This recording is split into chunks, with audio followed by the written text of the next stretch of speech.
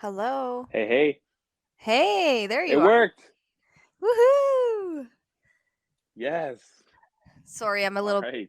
thing How you on. doing? Good, good. How's up north? Oh, it's great. It's super weird. Last time I was up here, I had perfect connection, and this time not so much. Oh, well, we'll do the best we can. Um, how does my sound, I guess? You sound crisp. You sound like a Yeah? professional.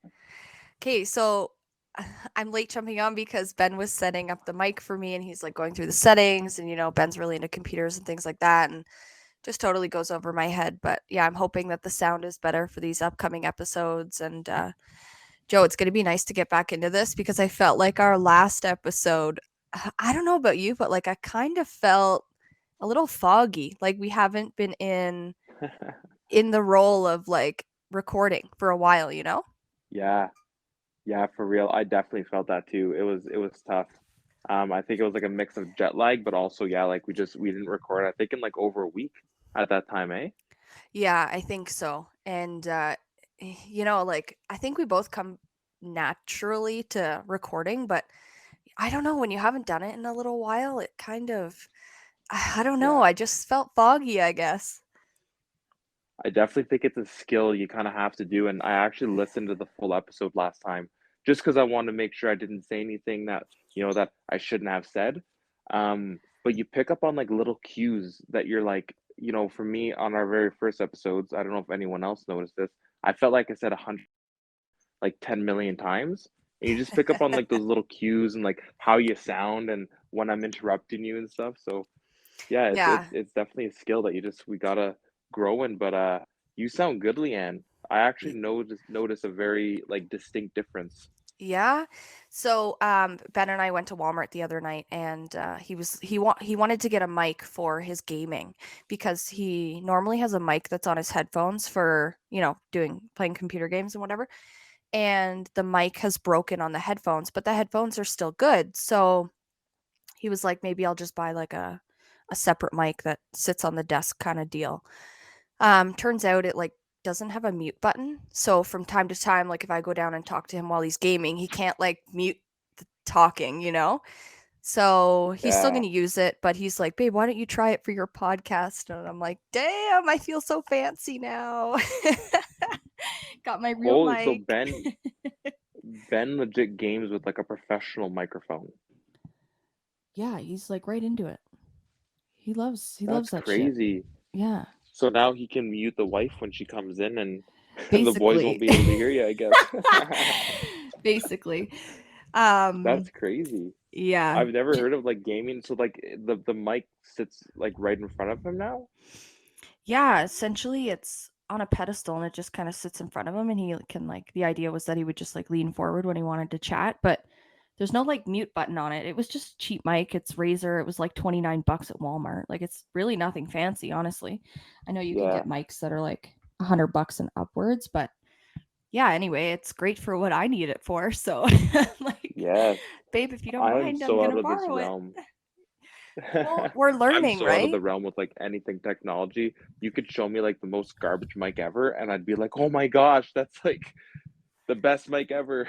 Right. And I think well, I mean, Joe, like we're new to this podcast thing and we're just doing this for fun, but it's kind of exciting to like try new equipment and I know that you being up north, like we may not always have the best connection and you may cut in and out on some recordings, but at the end of the day, like it's just for fun and yeah, I mean, it's Yeah. it's fun to try new equipment, things like that. Like I'm new to this too. I have Yes. no idea what the hell I'm doing. Yes. It's kind of like when you're a kid and you pretend to be like an FBI agent. It's like we're Right. pretending to be famous podcasters and we love it. Yeah, it's so far so good. We're just gonna fake it till we make it. Hell yeah. That's All what right, we do. guys. But you know what? That is not a good quote for nursing. Don't fake it till you make it because it doesn't work that way, okay? Yeah, but okay, before we get into this, like I just want to say, guys, thanks for listening again. Make sure you share this podcast. Joe and I thought that for today's episode, we would just kind of wing it, have a chat. We don't really have any topics in mind. Let's just sort of see where the conversation takes us. And, you know, we Mhm. may do some of these like every so often, just I don't know, sometimes the topics get heavy. It's nice to have something more lighthearted. So, yeah, hope you guys enjoy. Let us know. Thanks for listening. Um, Sorry, Joe, what were you saying prior to my very rude interruption? Oh, I have no idea. I was just so indulged in what you were saying that I totally but you know what? Like, I feel like the episodes that we do, they were like some of them were some really big topics and really topics that kind of just like, hit you right in the face. And there's a lot of shit in nursing, and I don't think we'll ever run short of topics. But I think this episode overall is just gonna speak to um how we survive in nursing. Like sometimes there's things that we just can't change. And Yeah. sometimes like ranting and talking about all the time, like it's not helpful. Sometimes it is helpful, but not all the time. And if anyone who's not a nurse, I don't want you to think that all nurses just complain all the time. Because in my experience, that's like the complete opposite. Like nurses are the funniest people that I've ever met in my life. Mhm. Um, very, very cynical. You were saying, "Fake it till you make it" is not a good quote, but it's funny that you say that, Joe, because that's something that I said in, like, one of the first episodes where I was like, how we were talking about our school experiences and, like, I don't even know, some sort of clinical situation. I was like, "Yo, man, like, we're just gonna fake it till we make it." And, like, here we are, we've made it, you know? We've made it. And I think that there's another quote that bounces off that one, and it's not fake it till you make it, but fake it till you become it, Right, and I which I remember think you that we saying did. that too. Man, you have such a good. I have like I'm completely lost. I don't remember what I said like 3 minutes ago, let alone. That's so funny. See, normally I'm the one with the really poor memory, and that, comes down to like health related things and whatever. But man, I have such an awful memory. And like normally I'm the one that doesn't remember things. But maybe because this podcast is like, I don't know, Joe, it's like therapy for us. We've said this before, but it's Yes, fun. And I remember our conversations and like little things we touch on. And, even after recording, I like run downstairs and I'm like, oh, babe, like, Joe was telling me about all these, what it's like up north or whatever. You guys will hear that, sorry, in the episode coming up, by the way. Joe and I dive deep into his experiences with nursing up north. But yeah, I always find myself like after an episode being like excited about whatever the hell we talked about. yeah, yeah, same here. Always so pumped, and I'm always like, that was so much better than I thought. Because I don't get like a big pit in my stomach before the episodes, but you think you're like, oh man, like how's this gonna go? And Yeah. it just so natural, and I feel like I don't know. I think me and you have such a great connection, and things just flow. And I don't know if you guys at home agree with that. If not, you're probably not listening to this episode, so it's all good. But yeah, It's funny you say um, that, Joe, I because heard. I Sorry. was talking to Daleen today from nursing, and she Oh was yeah, like, shout out to Daleen if you're listening.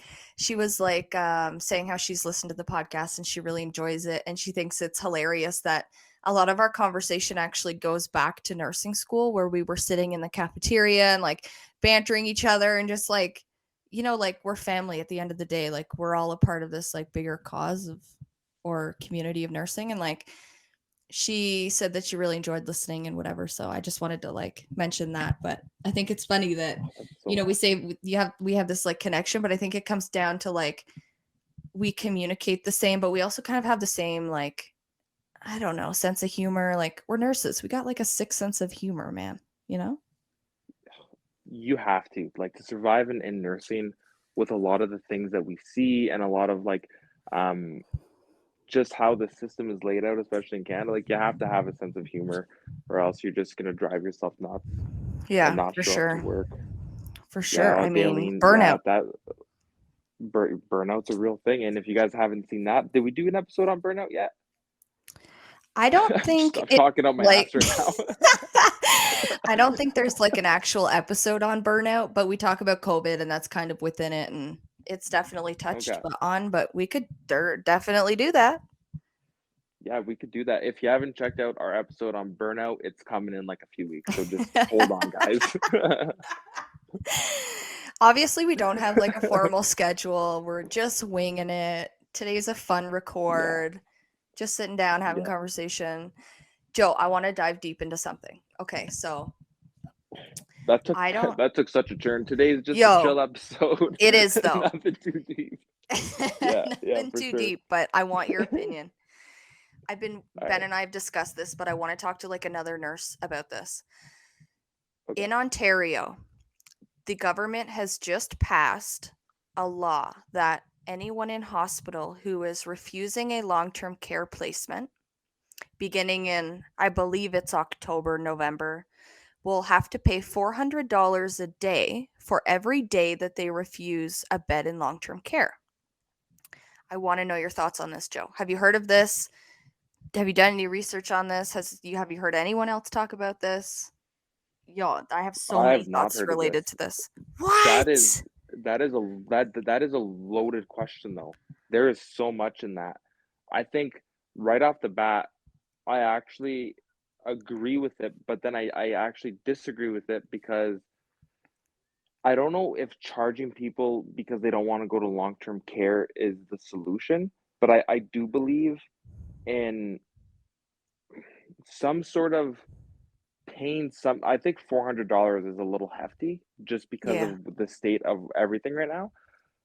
But I think needing to pay money if you don't agree to do treatment that is requiring you to be in the hospital.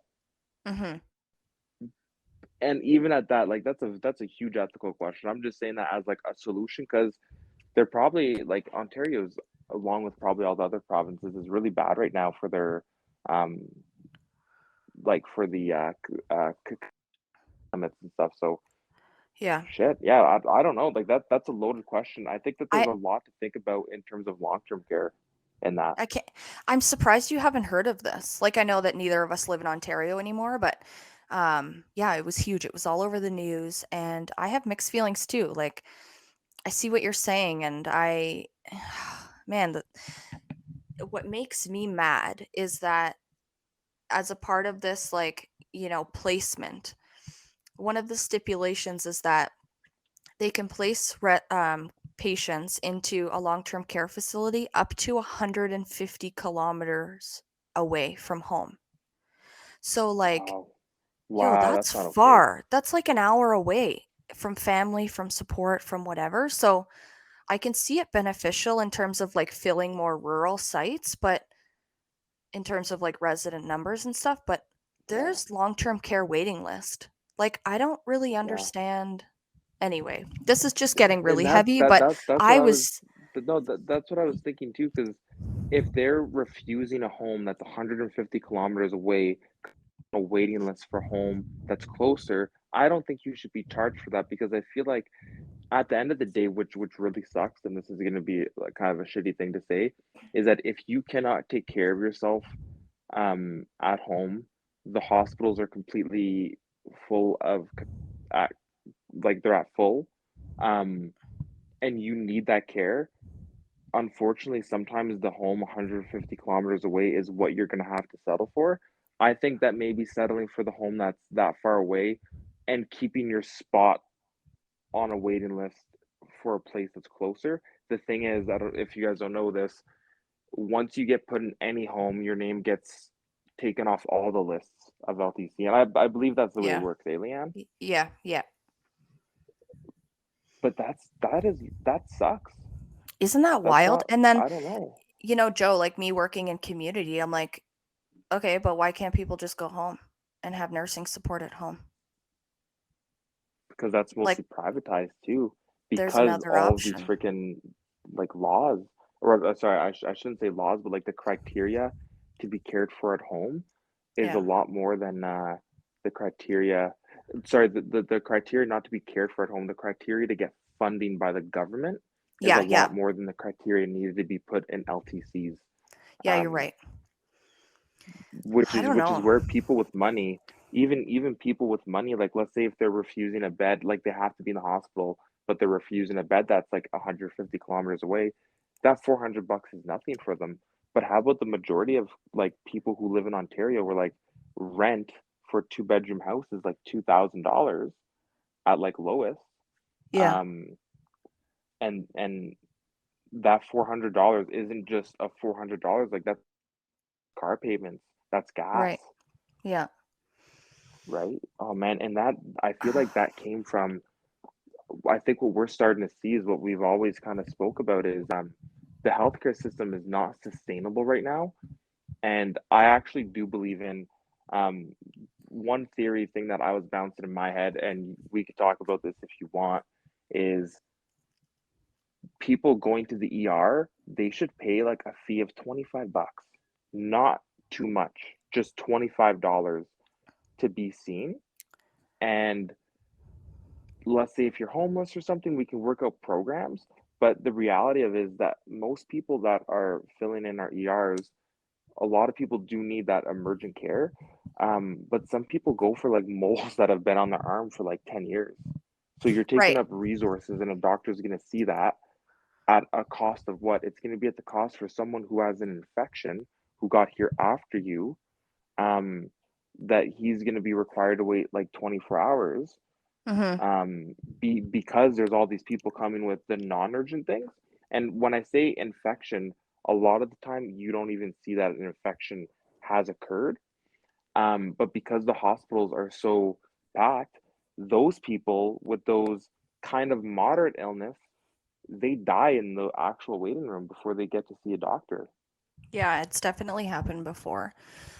Um, Joe, I just want to make note of something that I've noticed in terms of like healthcare in general from province to province. So, for anyone new who's listening, I was an RPN in Ontario, grew up in Ontario, and now I'm in Alberta. I'm now an LPN here.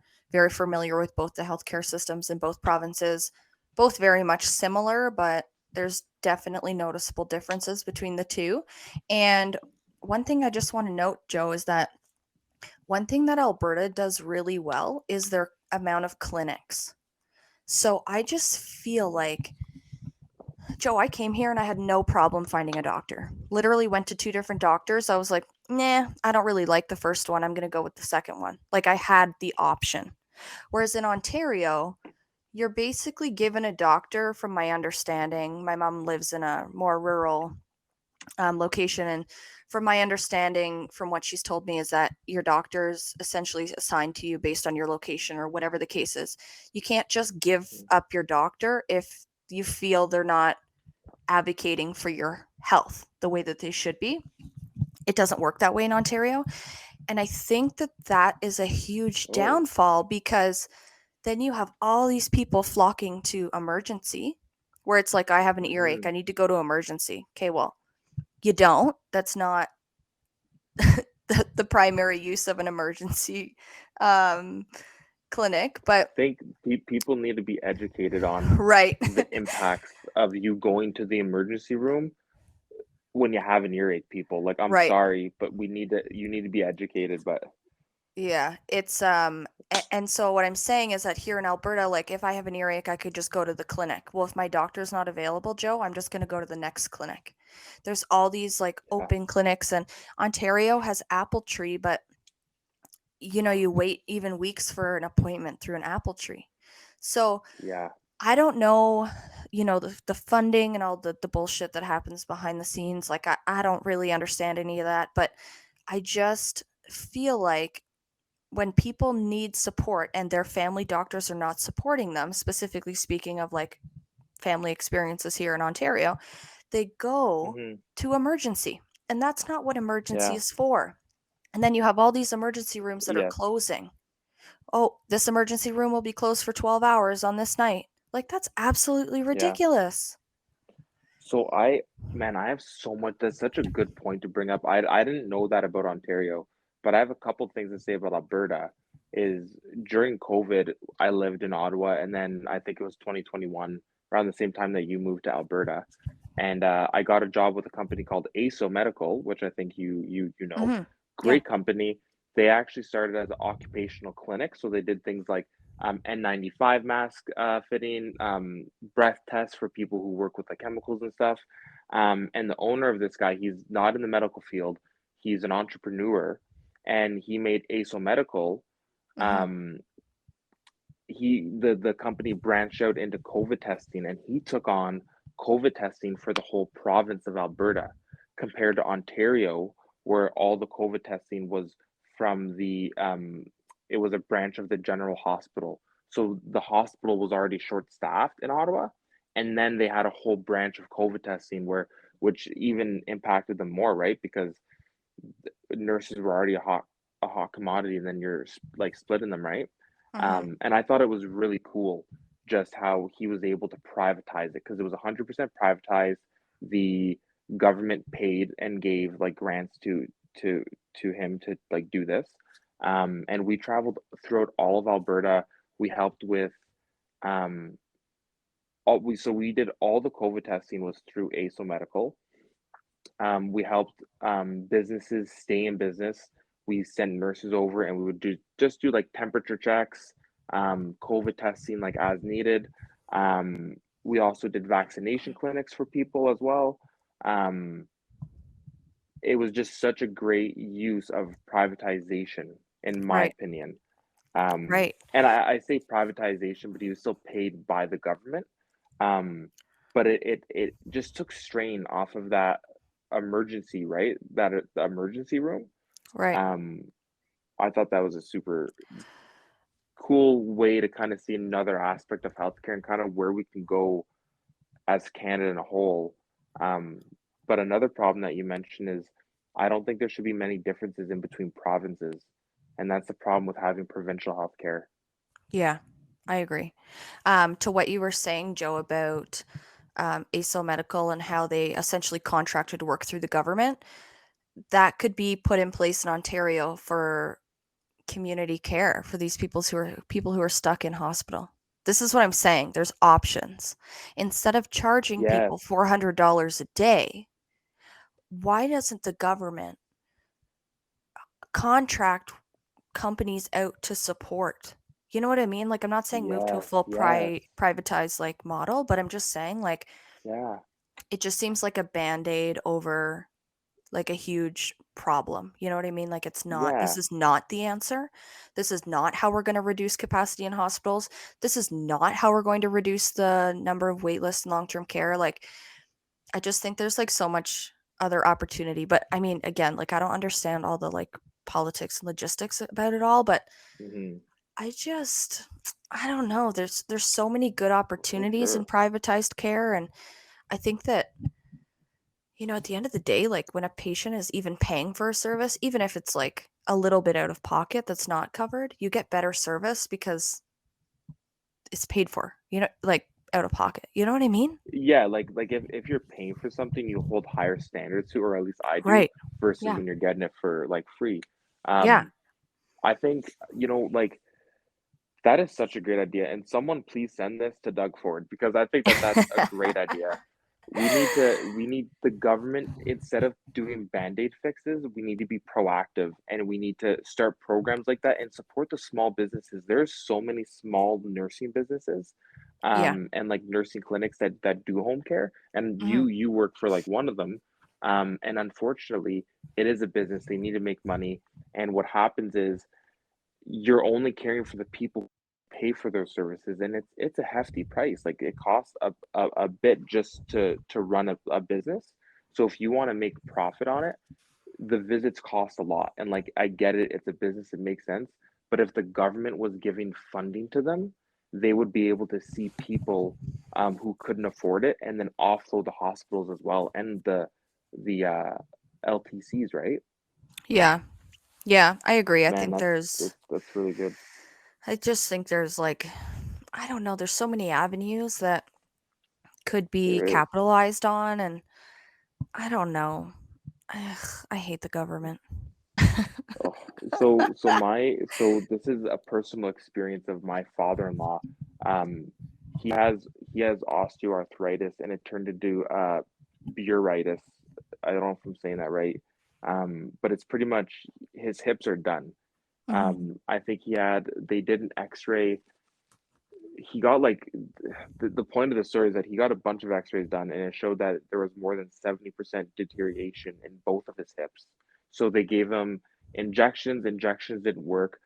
He's a very active guy and he's older and he's one of those guys that you see them in long-term care all the time. They'll be in pain, but they won't tell you they're in pain. Yeah. Um, and I felt so badly because I started this hockey league for like floor hockey, and I had no idea what he was going through because he didn't tell anyone. And he used to be he was like almost NHL level pro hockey player, right? So I'm like, JD, you gotta join my team, man. And he was like, oh, I don't know. And I'm like, come on, man, like join. So he joined. And that's when his hip got really, really bad. Um, and he wasn't telling anybody, but he would play this 60-minute game of like floor hockey, keeping up with like there's like a 40-year difference, right? Keeping up with everybody. And he Mhm. was scoring the most points. He was hustling as hard as everyone else. What we didn't know is that he would be bedbound for like 5 days after that because he couldn't move Oh because of his man. hips. And he went to this doctor, and the doctor said, I'm going to send you to the best specialist in Alberta for this. So he went to the specialist, and the specialist said to him, I can't even say it, it makes me so upset. The specialist said to him, he said, yeah, you're a candidate for a hip replacement, but you will outlive your hip. I think he's 56 years. Mhm. No, sorry, I think he's 59. So he's almost like 60. So he has quite a long life to live. And the Yeah. doctor told him the reason why he's not putting him on the list for hip replacement is because he outlived the hip. And he doesn't want to give it to him now because he will outlive it. But Leanne, he can't walk. He's a very active guy. We went to Niagara Falls, and JD, he's still like a child. Like he sees stuff and he loves going and interacting, and he loves doing stuff with the family, and he's always dragging everybody everywhere. And he Mhm. can't walk. It like he walks at a 45-degree angle, like upward. And now his back hurts, his knees are sore because he has to compensate with his Right. other muscles and ligaments in his body to actually walk. Yeah. And the fate of him getting a hip replacement relied solely on this doctor's opinion. And as a nurse, and as you being a nurse too, working in long term care, I can say right now that he is a full candidate. I've seen people with a lot less issues than him get a hip replacement. Um, but because of this doctor's opinion, he's not getting that actual hip replacement. So I think what I'm kind of bringing up here is the variability among doctors. Like there's not one standard for everything, right? Yeah. And well, but Joe, like not every person is the same either. So like when they have criteria, like I think that should only apply to an extent. You know what I mean? Like every person is different. Everyone's Hmm. history is different. Everyone's, you know, um genetics are different.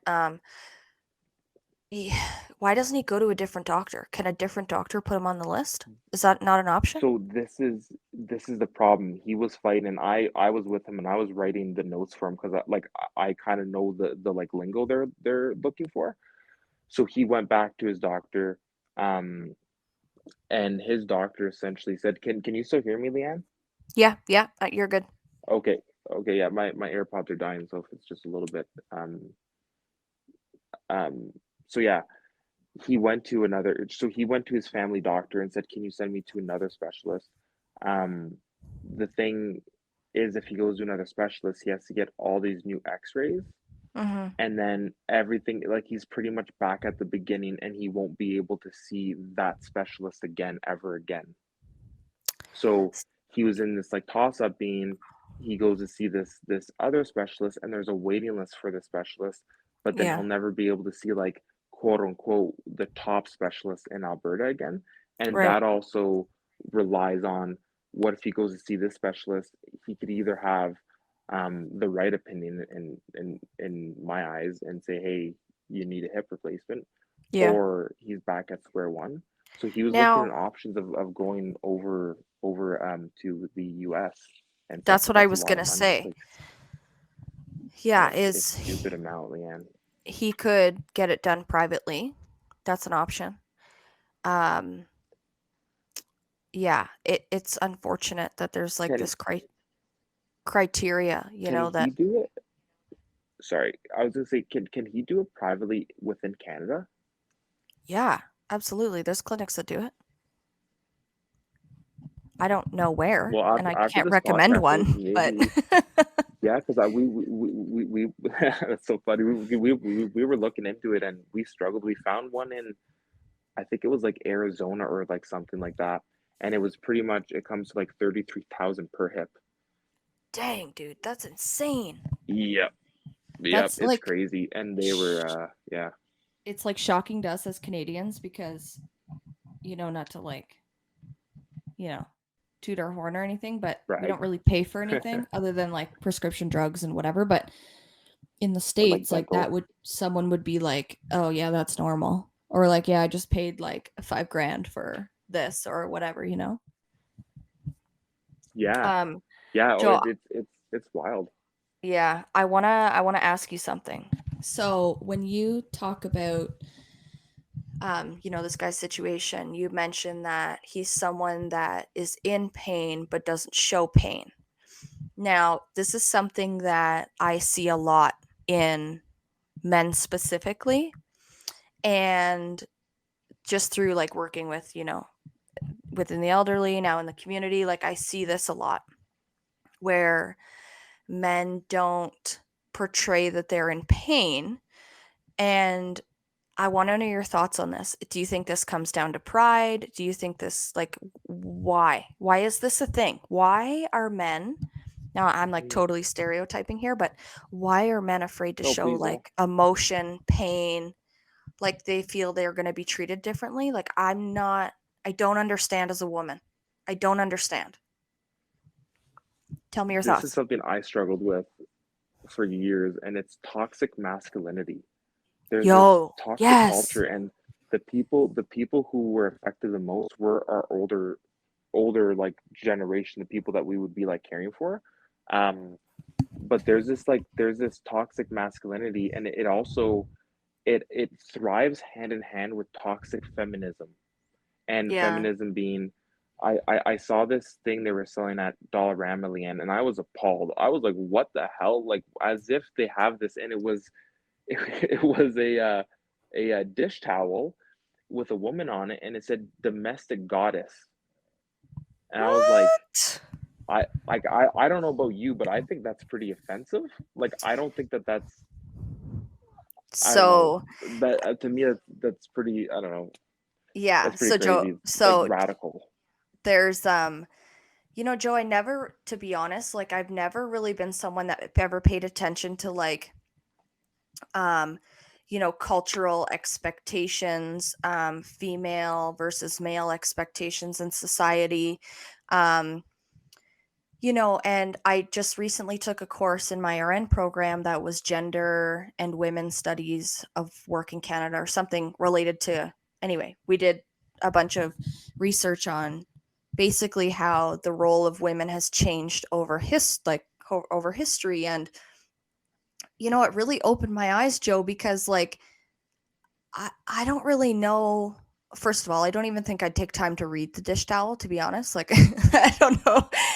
But it's something that you mention this now, and I'm like, oh dang, like no, no, we share the chores at home. Like, but that's just how Ben and I have always Hmm. operated. So there's never been this like one pull one way. Like I work from home, Yeah, so naturally I'm like the homemaker per se, but that's not to say that Ben doesn't do laundry and that he doesn't wash the floors, like yeah. whatever, he does the dishes, the garbages. Like this is a 50-50 partnership, and I think that society's definitely moving that way. But yo, I'm shook that the For sure. dollar store would have something like that. Like Dollarama was like straight up like doing this, and I was like, "The fuck you guys doing? Like we're 2022. Like this is not okay." Right? And Jelena, like Jelena was with me, and I was like, "Jelena, look at this shit. Like what's going on?" And she was like, "Yeah, my mom has that." I'm like, "What? What? Like holy cow!" But like that's just like the like culture. And Jelena Yeah. and I aren't on that. And for those of you who don't know, Jelena's doing her PhD, and back to that question about like why men can't share their pain and like this toxic like toughness and like meanness and stuff. um someone said to me, and they're like, so how do you feel that your wife is going to have a higher like degree and level of education than you? I'm like, I feel grateful that Jelena is in this spot that she can actually do that. and like Yeah. that she's gonna learn. And they're like, don't you think that like she's gonna become like the person and like bread maker of like the house? And I'm like, does that matter? Like So I never what? even thought of that. Like I never thought of it that way. I was like, Right. Jelena has a passion for clinical psychology and helping people, and this is the gift that she's utilizing through her PhD. And I don't really care. Like we're not people. We don't care about money. We also like same as you. Like we don't care about who's doing what in the house. Yeah. Um, but it's wild. And there's also people. When I moved to Alberta, I moved to this very small town, and I was talking to some guys and like, hey, like, what do you do for work? And everyone's like, oil rigs, and oh, I'm a contractor, and this and that. And I was like, I'm a nurse. Yeah. I do Yeah. nursing. Right. And they and people would like shamelessly ask me like, oh, like that's cool. Can I ask you a question? I'm like, yeah. They're like, why are you doing nursing? Like, why didn't you become a doctor? Like, I thought nursing was for the woman. And I was like, Ugh, I don't makes me know, so mad. what to say to you. And even the little old ladies, they're actually the worst. In Yeah. LPC, I get this a lot.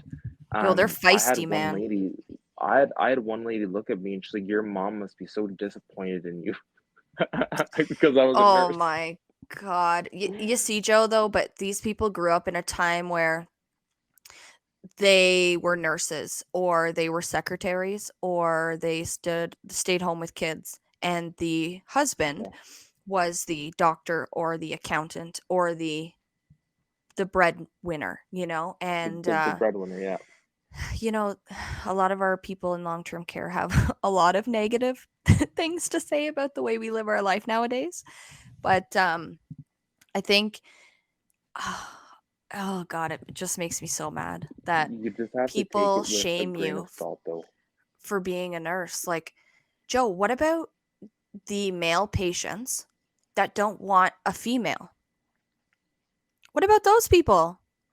Yeah. Just like we have, females that prefer not to have a male. Well, it goes both ways. You know what I mean? Like, Hmm. I've come across a lot of like elderly females that don't want a male caregiver. That's fine, doing bathing, whatever. That's totally up to them. Now, what about Yeah. if the roles were reversed though? What if a man didn't want a female for whatever reason? There doesn't even have to be a legitimate reason. Then what? Hmm. Like I just ugh, I don't know. And I think and that we've come a long way. Stand as a male nurse is where a lot of female construction workers stand, kind of Yeah. being in the spot of it's a I don't want to say it's a weird occupation for like that gender, but it's something that's like transitioning and it's becoming more normal. Yeah. And So yeah, like, sorry, go I ahead. I sorry, I often hear things that are very like sexist to me as a male, and I think that that's what occur like that's where the toxic masculinity kind of um that's where it kind of happens. I had a buddy the other day, and he's a roofer. Like he's been a roofer his whole life. He's from a small town, and he very politely um, asked me. He was like, "Dude, like, he's like, dude, you're 6'3", you're a huge guy. Like, you're nice and strong." He's like, I just feel like you're wasting your potential as a nurse. He's like, you could be doing stuff like roofing and stuff, and like you're athletic and you're strong, and like you can do this. He's like, have you ever thought about like switching jobs? And he's like, I'll give you a job as a roofer and you come work for me. Um, and I was like, buddy, you obviously haven't lifted 15 people into like a commode or like into their bed, right? Like Yeah. that's a workout. Like that's very, very hard, like lifting, right? And I've also heard this other comment where someone looked at my hands and he's like, "Oh, like you have calluses on your hands, like you have nice strong hands." He's like, "I'm surprised that you're a nurse and all, like, and that like you have those hands." And I'm Ugh. like, where do you? I'm like, that's like a huge overgeneralization and saying that I can't have like working man hands because I'm a guy. So I think Right. there's still toxic masculinity where you have to work and you're not allowed to cry. Um, I have a pink water bottle and I like love water bottle and people get caught off guard when this big, like, I guess manly dude's walking around with a pink water bottle, and people often make jokes and like, oh, like you accidentally took your wife's water bottle today, and I'm like, nope, I purposely Nope. took my own water bottle to work today. That's so funny. Um, oh, I was gonna say something and totally lost my train of thought when you were talking about the water bottle. But Joe, it makes me so mad that people think that because you're a male, you can't be in a caring position. So what? Women can only care for people? Like, Yeah. where's the logic? And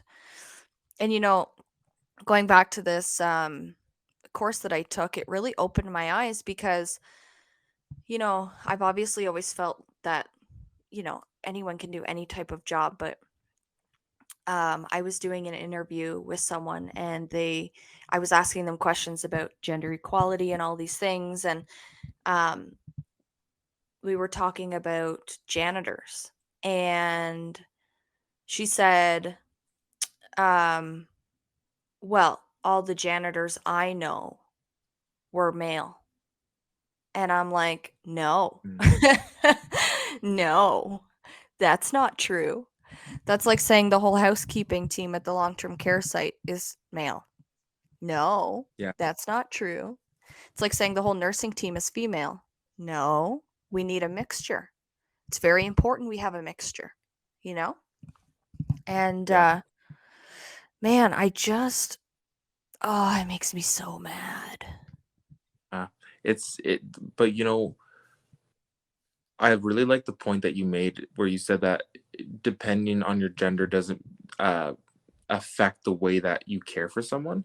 Mhm. And that's what I respond to people is that, like, I did do construction work. I did, do forklift operator. I was a kitchen manager I did like multiple wide variety of disciplines.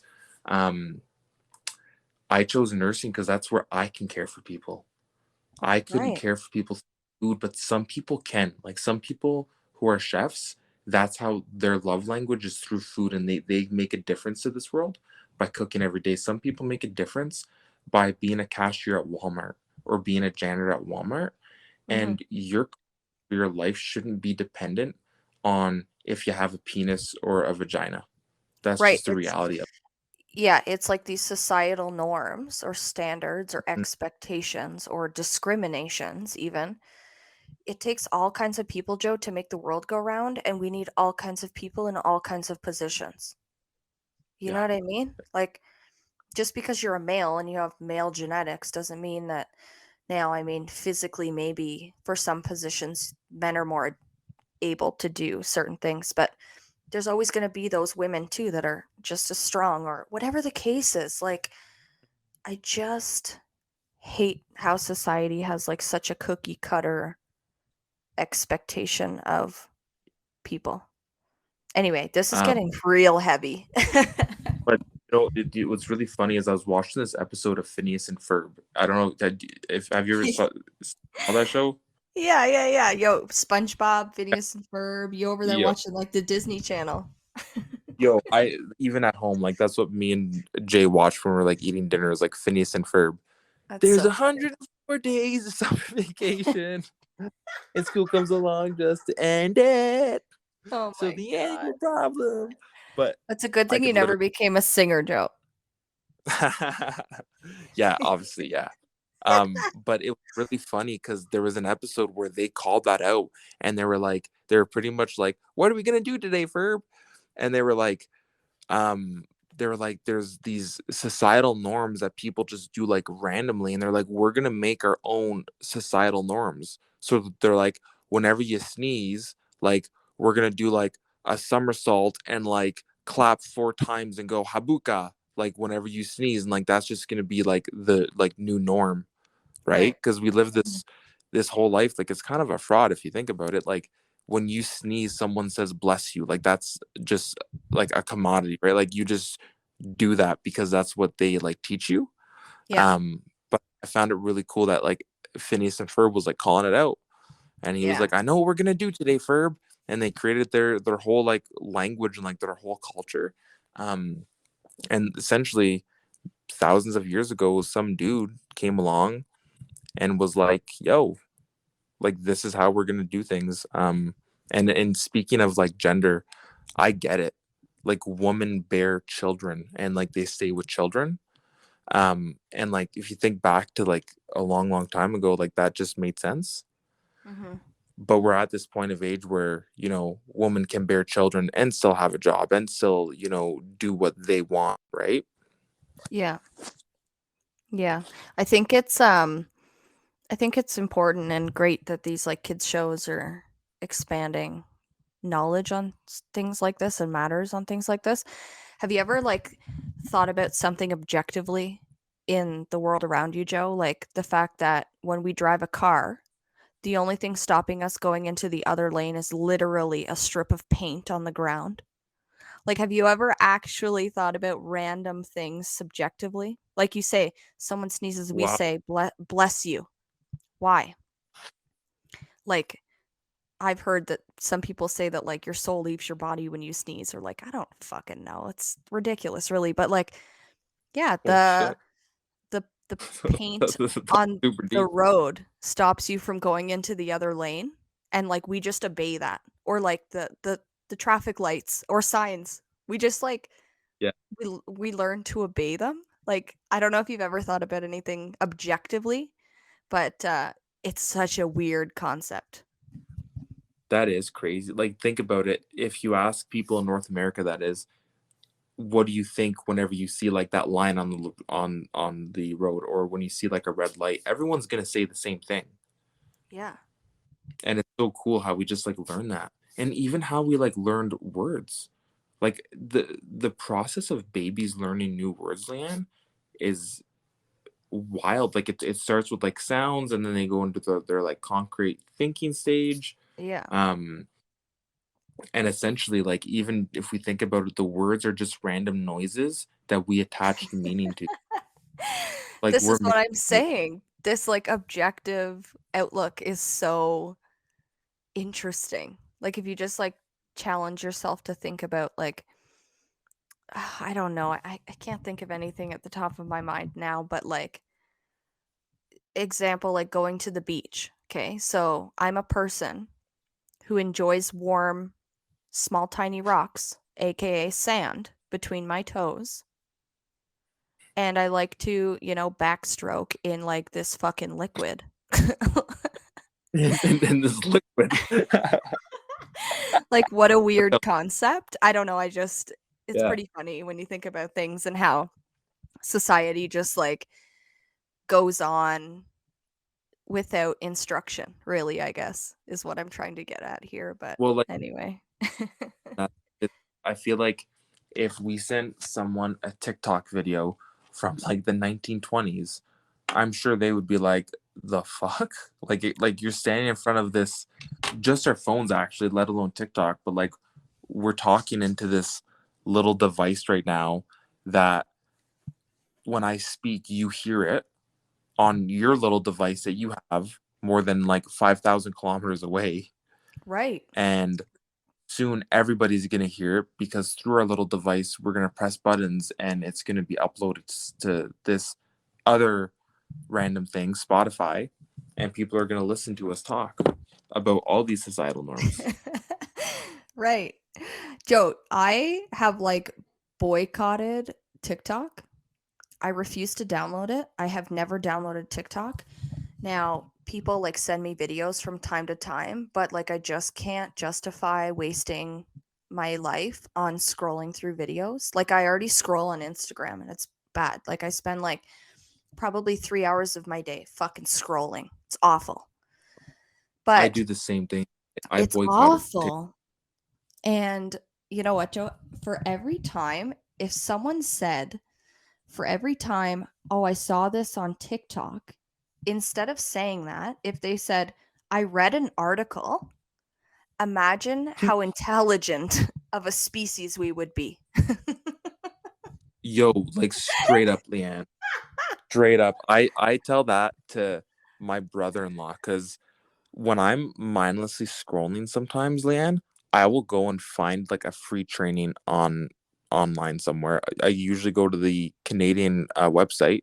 And for Mhm. those of you who don't know, and for you too, Leanne, even actually not even the Canada website, the CNO website, the CLPNA website, like your colleges that you're registered with, they have like free courses on a bunch of stuff that's super cool. There's also like conferences that like people can like go to and you can Yeah. like learn Right. instead of like mindlessly scrolling, you can activate your mind through these free courses. And Yeah. often people say when I ask, like, do you guys take courses? They're like, yeah, but like we don't want to spend money on that.